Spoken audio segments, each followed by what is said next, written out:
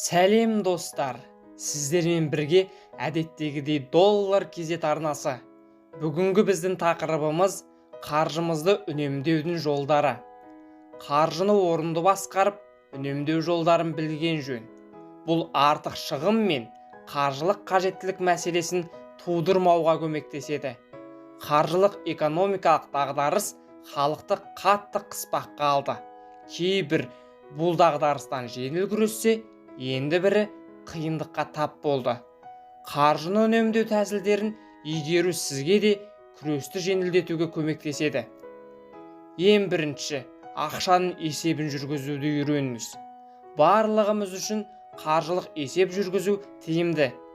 Әр күннің соңында жеке күнделік немесе дәптерге шығындарды жазып отырыңыз.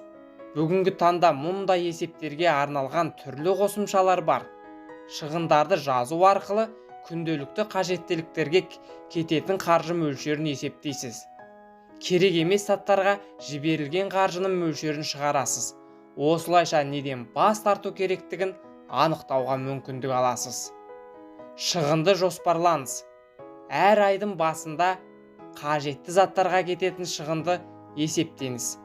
Бос қалған ақшаны кейінірек пайда болатын шығындарға қалдырып қойыңыз. Сонда қанша ақшаның қалып, қаншасы құртылатынын көресіз. Несие және несие карталарыңыз болса, бас тартыңыз. Егер қарызыңыз болса, кіріс пен шығысты дұрыс есептей алмайсыз. Қалтаңызда несие картасының болуы жағдайды тек нашарлатады.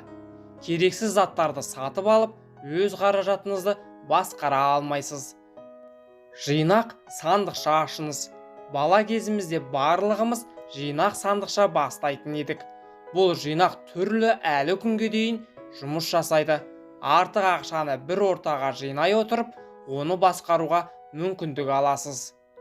Жеңілдіктер мен жаппай сатылымдарды бақылаңыз.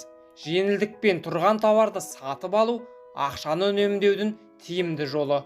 Олардың өткізілетін уақытын алдын ала біліп алыңыз. Өзіңіздегі қаржының бір бөлігін сақтап қойыңыз. Алайда жеңілдікті күтемін деп сапасыз тауарға ұрынып қалмаңыз. Оларды дайындау уақыты мен сапасын да бақылауды ұстаған жөн. Зиянды әдеттен қаржыны үнемдеңіз. Бұл тек қаржынызды үнемдемейді, өз денсаулығыңызды күтуіңізге де мүмкіндік береді. Мысалы, шылым шегуден бас тарту қомақты қаржыны үнемдейді. Тұрғын үйдегі үнем. Өз үйіңіздегі су мен жылудың есебін жасаңыз. Бос бөлмедегі жарықты сөндіріп жүріңіз. Қуат үнемдейтін лампаларды алуды ұмытпаңыз. Сонымен қатар кір жуғыш көлік неғұрлым толса, соғұрлым қуат пен суды аз жұмсайды. Тоңазытқышқа ыстықтай қойылған тамақ оның жұмысын қиындатады. Демек, тоқ көзін көбірек қолданады. Достар, бүгінгі біздің видеомыз өз мәресіне жетті.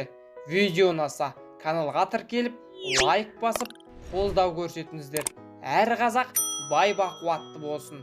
Сіздермен бірге болған доллар кезет арнасы. Келесі кездескенше.